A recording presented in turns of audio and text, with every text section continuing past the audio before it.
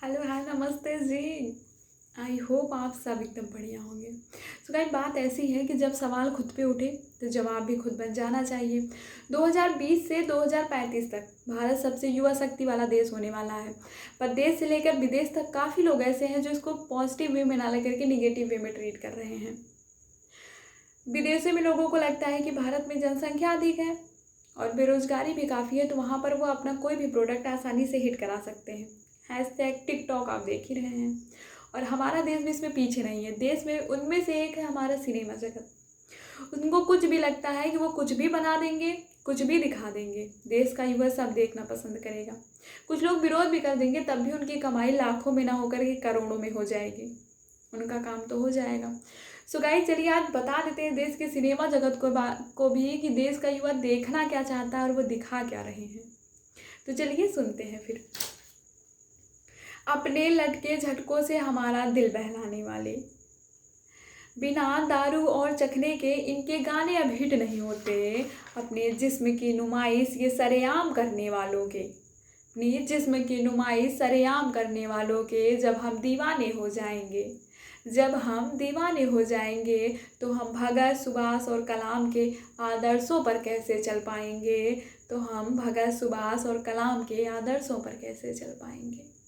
गंदी गालियों से भरे वेब सीरीज बनाने वाले, धर्म के नाम पर हिंदू मुस्लिम कराने वाले, गंदी गालियों से भरी वेब सीरीज बनाने वाले, धर्म के नाम पर हिंदू और मुस्लिम कराने वाले, औरतों पर कैसे कितना और किस हद तक अन्याय करना है इसका आइडिया सरेआम बताने वाले। जब ऐसी घटिया वेब सीरीजों को देखकर हम अपने जहन में उतार लेंगे तो क्या उसके बाद फिर अपना डीएनए बदल पाएंगे? तो क्या उसके बाद हम अपना डीएनए बदल पाएंगे? तो जी हम कैसे उम्मीद कर लें, तो जी हम कैसे उम्मीद कर लें कि हम अपने आने वाली पीढ़ियों को गायत्री मंत्र और रामायण की चौपाइयाँ सिखा पाएंगे? तो हम कैसे उम्मीद कर लें। और गलती से भी जी, और बहुत सारे लोग हैं जो सोचते हैं कि उनकी गलती है, वो क्यों बना रहे हैं, हम उन्हीं का विरोध करते हैं, लेकिन ऐसी बात नहीं है जी। आज देखिएगा गलती किसकी है और कितनी है। गलती से भी मत सोच लेना, गलती से भी मत सोच लेना कि अश्लीलता परोसने वाले असली दोषी हैं। अपने सभ्यता और संस्कृति पर उठे हर सवाल के पीछे हमारा हाथ है, हर सवाल के पीछे हमारा हाथ है। वो स्वतंत्र अभिव्यक्ति के नाम पर कुछ भी बनाते और कुछ भी दिखाते हैं, तो हम मनोरंजन के नाम पर कुछ भी बड़े मज़े से क्यों देखते हैं? तो मनोरंजन के नाम पर हम कुछ भी बड़े मज़े से क्यों देखते हैं? अगर हमारे देखने के बाद वो हमें बेरोज़गार, नाकाबिल और गंवारू समझते हैं, अगर हमारे देखने के बाद वो हमें बेरोज़गार, नाकाबिल और गंवारू समझते हैं, तो इसमें उनका दोष क्या है?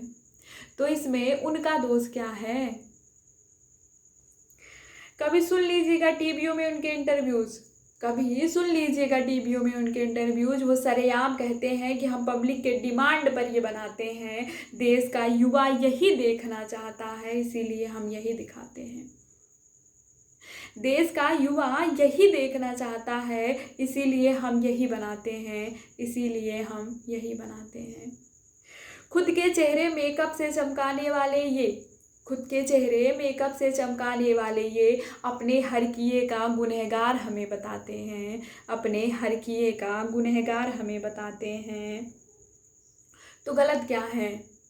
तो गलत क्या है? आखिर हम भी तो अपनी मेहनत की कमाई और अपने कीमती समय को इनके व्यूज़ बढ़ाने में बर्बाद करते हैं, इनके व्यूज़ को बढ़ाने में बर्बाद करते हैं।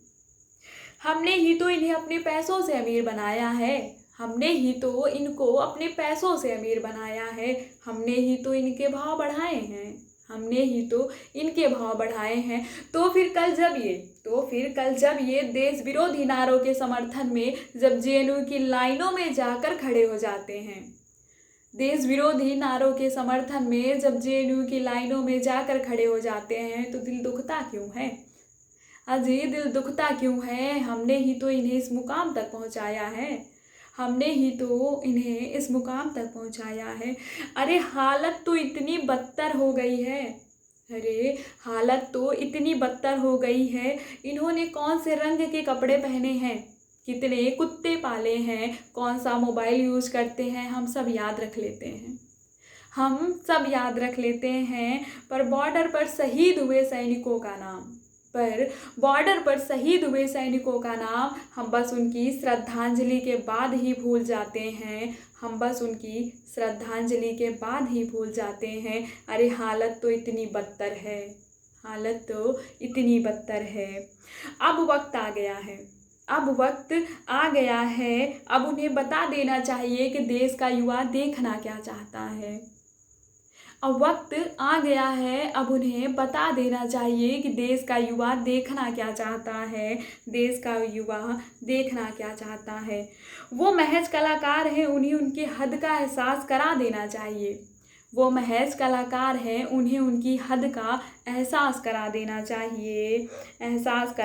सोशल मीडिया पर ही नहीं, असल ज़िंदगी में भी उनको बायकॉट कर आगे निकल जाना चाहिए। उनके टी शर्ट का रंग बताने वाले, उनके कुत्तों का नाम बताने वाले, उनके मोबाइल फ़ोन का ब्रांड बताने वाले ऐसे न्यूज़ चैनलों को भी देखना अब बंद कर देना चाहिए।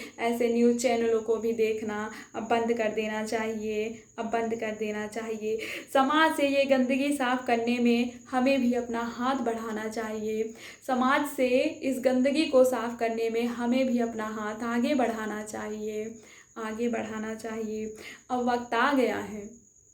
अब वक्त आ गया है, अब उन्हें बता देना चाहिए कि इस देश का युवा अश्लीलता नहीं देखना चाहता।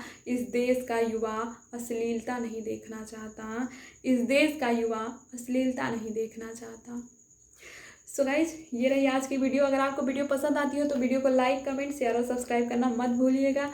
सो गाइज, इसी के साथ रास्ता हमने दिखा दिया है, अब चलना आपका काम है।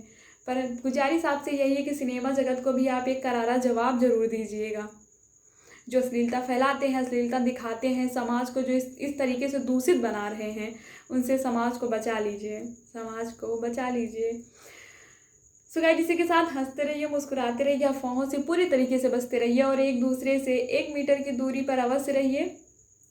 सैनिटाइजर और मास्क का यूज करते रहिएगा।